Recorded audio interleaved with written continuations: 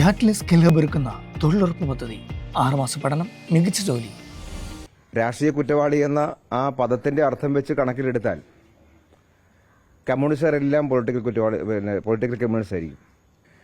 എന്തായാലും ഞാൻ കോടതി ചോദ്യം ചെയ്യാൻ വേണ്ടിയാണ് തീരുമാനിച്ച കാര്യം. അദ്ദേഹം എന്താണ് ഉദ്ദേശിക്കുന്ന കാര്യം അദ്ദേഹം കോടതി വന്ന് പറയുന്നതായിരിക്കും കുറച്ചുകൂടി ഭംഗിയെന്നാണ് വിചാരിക്കുന്നത്. അദ്ദേഹം CPM-ന്റെ പേരിലും സ്ഥാനാർത്ഥിയായിരുന്ന എൻ്റെ പേരിലും പിരിച്ച പണത്തിന്റെ കണക്ക് അദ്ദേഹം പരസ്യപ്പെടുത്തണമെന്ന് വീണ്ടും ഞാൻ ആവശ്യപ്പെടുകയാണ്. ആരുടെയെല്ലാം കയ്യിൽ നിന്ന് എത്ര രൂപ വാങ്ങി, അപ്പോൾ എന്ത് വിവരക്കേടാണ് ആരാണ് പറയുന്നതെന്ന് നാട്ടുകാർ കണ്ടുകൊണ്ടിരിക്കുകയാണ്. ചുമ്മാ വളവള വിവരക്കേട് പറഞ്ഞ് നടക്കുകയാണെന്ന കാര്യം എല്ലാവർക്കും അറിയാം. Ambalappuzha MLA Shri G. സുധാകരൻ കുറച്ച് നാളുകളായിട്ട് ഇങ്ങനെ നിരന്തരമായി പാർട്ടി നേതാക്കളെയും വനിതാ നേതാക്കളെയും നിരന്തരമായി ആക്ഷേപിച്ചു പോകുന്ന രീതിയാണ്. അത് കുറച്ച് കടന്ന് വ്യക്തിപരമായ അധിക്ഷേപമായും പേരെടുത്ത് പറഞ്ഞ് മോശമായി ചിത്രീകരിക്കുന്ന നിലയിലേക്കുമുള്ള പരാമർശം ഉൾപ്പെടെ കഴിഞ്ഞ ദിവസം ഉണ്ടായിരിക്കുകയാണ്. സ്വാഭാവികമായിട്ടും ആ വ്യക്തിപരമായ അധിക്ഷേപത്തിനെതിരായി പാർട്ടി അനുവാദത്തോടുകൂടി നിയമ നടപടിയിലേക്ക് പോകണമെന്നാണ് ഞാനും തീരുമാനിച്ചിട്ടുള്ള കാര്യം. ഏറ്റവും അടുത്ത ദിവസം അതിനാവശ്യമായ നടപടികൾ ഞാൻ സ്വീകരിക്കുകയാണ്. അദ്ദേഹം പൊളിറ്റിക്കൽ ക്രിമിനൽ എന്ന് പറഞ്ഞിട്ട് എൻ്റെയും ശ്രീ സജി ചെറിയാൻ്റെയൊക്കെ പേരിങ്ങനെ പറയുന്നത് കേട്ടു. അദ്ദേഹം എന്താണ് ഉദ്ദേശിച്ചതും ഒരു അർത്ഥം മനസ്സിലായിട്ടില്ല. പൊളിറ്റിക്കൽ ക്രിമിനൽ എന്ന് പറഞ്ഞാൽ രാഷ്ട്രീയ കുറ്റവാളി എന്നാണ്. രാഷ്ട്രീയ കുറ്റവാളി എന്ന ആ പദത്തിന്റെ അർത്ഥം വെച്ച് കണക്കിലെടുത്താൽ കമ്മ്യൂണിസ്റ്റുകാരെല്ലാം പൊളിറ്റിക്കൽ കമ്മ്യൂണിസ്റ്റ് ആയിരിക്കും. കാരണം നമ്മുടെ ഈ നാട്ടിൽ നിൽക്കുന്ന മുതലാളിത്ത വ്യവസ്ഥയെ തകർത്ത് തൊഴിലാളി വർഗത്തിന് ആധിപത്യമുള്ള ഒരു സാമൂഹ്യ വ്യവസ്ഥ കെട്ടിപ്പടുക്കാൻ പരിശ്രമിക്കുന്നവരാണ് കമ്മ്യൂണിസ്റ്റുകാർ. ആശയപരമായി ഞങ്ങളൊരു ധാരണ അതാണ്. അങ്ങനെ വരുമ്പോൾ ഈ വ്യവസ്ഥയിൽ പൊരുതുന്ന എല്ലാ കമ്മ്യൂണിസ്റ്റുകാരും രാഷ്ട്രീയ കുറ്റവാളികളായിരിക്കും. ഏതർത്ഥത്തിലാണ് അദ്ദേഹം പറഞ്ഞത് മനസ്സിലായിട്ടില്ല. പക്ഷെ അദ്ദേഹത്തിന്റെ ഒരു വർത്തമാനത്തിന്റെ ഭാവം കേട്ടാൽ അല്ലെ ഭാവം കണ്ടാൽ തോന്നുന്ന ഒരു കാര്യം എന്തൊരു ക്രൈം ചെയ്തവരാണിവർ എന്ന് മട്ടിലാണ് അദ്ദേഹം പ്രയോഗിക്കുന്നത്. കോടതി വരുമ്പോൾ അദ്ദേഹത്തിന് വേണമെങ്കിൽ പിന്നെ പണ്ട് ഒരു ജഡ്ജിയെ പറഞ്ഞപ്പോൾ വന്ന് പറഞ്ഞ പോലെ ഓണാട്ടുകര ഭാഷയാണ് എന്നെല്ലാം വന്ന് പറയാൻ പറ്റുമായിരിക്കും. എന്തായാലും ഞാൻ കോടതി ചോദ്യം ചെയ്യാൻ വേണ്ടിയാണ് തീരുമാനിച്ച കാര്യം. അദ്ദേഹം എന്താണ് ഉദ്ദേശിക്കുന്ന കാര്യം അദ്ദേഹം കോടതി വന്ന് പറയുന്നതായിരിക്കും കുറച്ചുകൂടി ഭംഗിയെന്നാണ് വിചാരിക്കുന്നത്.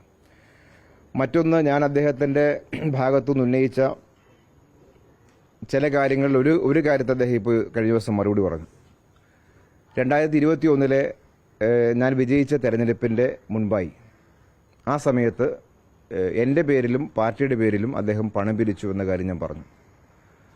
ആ പിരിച്ച പണത്തിന്റെ കണക്ക് വെളിപ്പെടുത്തണമെന്നും ഇലക്ഷൻ കമ്മിറ്റിക്കോ പാർട്ടിക്കോ തരാത്ത പണം തിരിച്ചവർക്ക് കൊടുക്കണമെന്നുമാണ് ഞാൻ ആവശ്യപ്പെട്ട കാര്യം. അതിലൊരു ഭാഗം അദ്ദേഹം കഴിഞ്ഞ ദിവസം അംഗീകരിച്ചു. അദ്ദേഹം പണം പിരിച്ചു എന്ന കാര്യം G. സുധാകരൻ കഴിഞ്ഞ ദിവസം അംഗീകരിച്ചു. പറഞ്ഞ കണക്കെല്ലാം വ്യത്യസ്തമാണ്. കൃത്യമായ കണക്കൊന്നും പറഞ്ഞിട്ടില്ല. അന്നത്തെ ഇലക്ഷൻ കമ്മിറ്റിക്ക് നൽകിയ പണം 7.5 ലക്ഷം രൂപയാണ് ആകെ.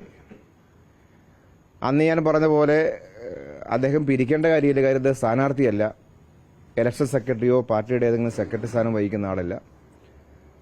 പിരിക്കാൻ പാടില്ലാത്ത ഒരാൾ പിരിച്ചു. പിരിച്ച പൈസ സ്വാഭാവികമായിട്ട് അതിനുവേണ്ടി നൽകുക എന്ന ഉത്തരവാദിത്വം ചെയ്തിട്ടില്ല. ഇത് ഇദ്ദേഹം പാർട്ടിയിൽ നിന്ന് പുറത്തു പോയപ്പോൾ പരസ്യമായിട്ട് ഞങ്ങൾ പറഞ്ഞ സമയത്ത് ചില ആൾക്കാർ ചോദിച്ചു, ഇത് അന്നുള്ളതല്ലേ, നേരത്തെ ഇത് പറയണ്ടേ? നേരത്തെ അദ്ദേഹം പാർട്ടിക്കുള്ളിലുണ്ട്. 2021 തെരഞ്ഞെടുപ്പുമായി ബന്ധപ്പെട്ട പരാതിയും പാർട്ടി പരിശോധിക്കപ്പെട്ട കാര്യം അതിലെ കുറ്റങ്ങളിൽ ഒരു കുറ്റം ഇതാണ്, ഈ സാമ്പത്തികമായ കാര്യമാണ്.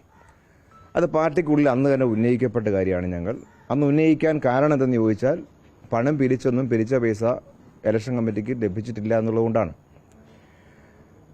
അതുകൊണ്ട് ഇപ്പോഴും ഞാൻ അദ്ദേഹത്തോട് ആവശ്യപ്പെടുന്നു, അദ്ദേഹത്തെ ആരെല്ലാം എത്ര കൊടുത്തു എന്ന് ഞാൻ പരസ്യപ്പെടുത്തി അദ്ദേഹത്തെ ആക്ഷേപിക്കാൻ ഞാൻ തയ്യാറാവുന്നില്ല. പക്ഷേ അദ്ദേഹം CPM-ന്റെ പേരിലും സ്ഥാനാർത്ഥിയായിരുന്ന എൻ്റെ പേരിലും പിരിച്ച പണത്തിന്റെ കണക്ക് അദ്ദേഹം പരസ്യപ്പെടുത്തണമെന്ന് വീണ്ടും ഞാൻ ആവശ്യപ്പെടുകയാണ്.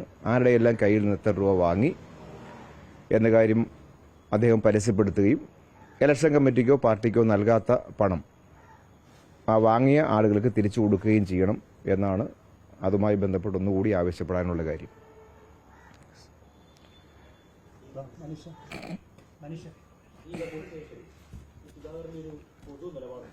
സുധാകരൻ മാത്രമല്ല, ഇത് ബാക്കി എല്ലാവരും ചെയ്യിക്കുന്നത്. അത് ഏറ്റവും താഴെത്തട്ടിലുള്ള പ്രവർത്തകരെയാണെങ്കിലും വനിതാ പ്രവർത്തകരെ കുറിച്ച് പറഞ്ഞത് അഭിമാനമുള്ള ആരും ഈ പരിപാടിക്ക് ഇവരുടെ കൂടെ പോകത്തില്ല, അന്തസ്സുള്ളവരാരും പോകില്ല എന്ന വാക്കാണ് ഉപയോഗിച്ചത്. ഇത്തരത്തിൽ ഈ പൊതുപ്രവർത്തകരെ, വർഷങ്ങളായി നിൽക്കുന്ന സ്ത്രീകളെ മൊത്തത്തിൽ അപമാനിക്കുന്ന ഒരു കൂടുതൽ മനസ്ഥിതിയിലേക്കൂടെ സുധാകരൻ മാറിയിട്ടുണ്ട്. അദ്ദേഹം നിങ്ങൾ തന്നെ ചോദ്യത്തിൽ കഴിഞ്ഞ ദിവസം പറയുന്നത് കേട്ടു, എന്നെക്കുറിച്ച് ചോദിച്ചപ്പോൾ എനിക്ക് വിവരമില്ലെന്ന് പറയുന്നത് കേട്ടു. അപ്പോൾ എന്ത് വിവരക്കേടാണ് ആരാണ് പറയുന്നതെന്ന് നാട്ടുകാർ കണ്ടുകൊണ്ടിരിക്കുകയാണ്. ചുമ്മാ വളവള വിവരക്കേട് പറഞ്ഞ് നടക്കുകയാണെന്ന കാര്യം എല്ലാവർക്കും അറിയാം. അതിൽ ഗൗരവമായൊരു കാര്യം, ആലപ്പുഴയിലെ വനിതാ പ്രവർത്തകരെ നിരന്തരം അധിക്ഷേപിക്കുകയാണ്. ഇപ്പോൾ ആലപ്പുഴ നഗരസഭ ചെയർപേഴ്സന്മാരായിരുന്ന കെ ജയമ്മ, സൗമ്യ രാജ്, ഇപ്പോൾ സ്റ്റാൻഡിംഗ് കമ്മിറ്റി ചെയർപേഴ്സണായിട്ടുള്ള മായ രാജേന്ദ്രൻ, ഇവരുടെ എല്ലാം പേരെടുത്ത് പറഞ്ഞിട്ട് അവരെ വല്ലാതെ ആക്ഷേപിക്കുകയാണ്. ആ സ്ത്രീകൾ നിയമപരമായ നടപടിയിലേക്ക് പോകാത്തതുകൊണ്ടാണ്. അവരെന്ത് തെറ്റാണ് ചെയ്തത്? ഇദ്ദേഹം ഒരു പ്രസ്ഥാനത്തിന്റെ ഭാഗമായി നിന്ന് അവിടെ നിന്ന് ചാടി കടന്നു പോയപ്പോൾ അദ്ദേഹത്തിന്റെ കൂടെ പോയി മുദ്രാവാക്കി അദ്ദേഹത്തിനെ വിളിക്കണമെന്നാണ് അദ്ദേഹം ഉദ്ദേശിക്കുന്ന കാര്യം. രാഷ്ട്രീയമായ എതിർപ്പുണ്ടാകും. ആ എതിർപ്പ് ഇടതുപക്ഷ പ്രവർത്തകർ പ്രകടിപ്പിക്കുകയും ചെയ്യും. അത് പ്രകടിപ്പിക്കുന്നതിനെ മുൻനിർത്തിയിട്ട് വ്യക്തിപരമായി ഈ സ്ത്രീകളെ അധിക്ഷേപിക്കുന്ന നിരന്തരമായൊരു ശീലമാക്കി അദ്ദേഹം മാറ്റുന്നു എന്നുള്ള ഇപ്പോഴും കാണുന്ന കാര്യം. അതുമാത്രമല്ല, നിങ്ങളുടെ ഇപ്പോൾ മാധ്യമപ്രവർത്തകനായ നിങ്ങളുടെ കൂട്ടത്തിലുള്ള കൈരളി ടിവിയുടെ റിപ്പോർട്ടർ ഷാജഹാനെ നിങ്ങൾ തന്നെ കേട്ടതാണ്. നിങ്ങളെല്ലാം നന്നായ കാര്യത്തിൽ പ്രതികരിച്ചു. അത് നിങ്ങൾ മാധ്യമങ്ങൾ എന്ന നിലയ്ക്ക് മാത്രമല്ല, വ്യക്തിപരമായ ഓരോ മാധ്യമ പ്രവർത്തകരും നിങ്ങൾ പ്രതികരിച്ചു. അദ്ദേഹത്തെ വിളിച്ചത് വർഗീയവാദി എന്നാണ്. ഷാജഹാൻ ഈ നാട്ടുകാരൻ, എൻ്റെ നാട്ടുകാരനാണ്. ഷാജഹാൻ്റെ കുടുംബത്തെ എനിക്ക് ചെറിയ പ്രായം തൊട്ടറിയാം. അവിടെ അത്തയെ അറിയാം, അമ്മയെ അറിയാം, എല്ലാവരെയും. അങ്ങനെ വളരെ സെക്യുലറായി ജീവിച്ചു പോകുന്ന ദീർഘവർഷമായ ആലപ്പുഴയിലെ മാധ്യമ പ്രവർത്തനം നടത്തിക്കൊണ്ടിരിക്കുന്ന ഒരാളെ വിളിച്ച് വർഗീയവാദി എന്നാണ്. അദ്ദേഹം 2021 ഞാൻ മത്സരിക്കുമ്പോൾ എന്നെയും അദ്ദേഹം വർഗീയവാദിയാക്കാൻ ശ്രമിച്ചു. നിങ്ങൾക്കെല്ലാവർക്കും അറിയാം. അന്നൊരു സംഘടനയുടെ പേരിൽ പോസ്റ്റർ വെച്ചിട്ട് ഞാനൊരു വർഗീയവാദിയാണെന്ന് സ്ഥാപിച്ച് എന്നെ തോൽപ്പിക്കാൻ വേണ്ടിയാണ് അദ്ദേഹം നടത്തിയ ഒരു ശ്രമം. അന്ന് അങ്ങനെയാണ് ഇലക്ഷൻ സ്ഥാനാർത്ഥിയെ എൻ്റെ പേര് പ്രഖ്യാപിച്ച് അന്ന് രാത്രിയിൽ പോസ്റ്റർ പതിപ്പിക്കപ്പെട്ടു. അപ്പോൾ അദ്ദേഹം ഒരു മതത്തെ കൂടി ചേർത്താണല്ലോ ഇങ്ങനെയെല്ലാം കൈകാര്യം ചെയ്യുന്നത്. മുൻപ് റിപ്പോർട്ടർ ടിവിയിൽ ഒരു മാധ്യമ പ്രവർത്തകനെ തീവ്രവാദി എന്ന് ആക്ഷേപിച്ചു സംസാരിച്ചു. ഇത് അദ്ദേഹത്തിൻ്റെ രീതിയാണ്. അഴിമതിക്കെതിരായിട്ടാണ് ഞാൻ എന്ന് പറയും, മറ്റുള്ള എല്ലാവരും അഴിമതിക്കാരും കള്ളന്മാരുമാണെന്ന് പറയുക, എന്നിട്ട് സ്വന്തം ഇമേജ് ബിൽഡ് ചെയ്യാൻ.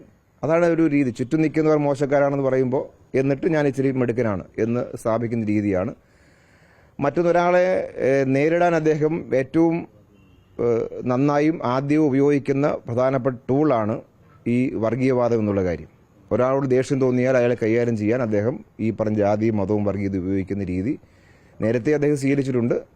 കഴിഞ്ഞ ഇലക്ഷൻ കാലത്ത് ഞാൻ കഴിഞ്ഞതിന് മുമ്പ് 2021 തൊട്ട് ഞാൻ അനുഭവിച്ചൊരു കാര്യമാണ്.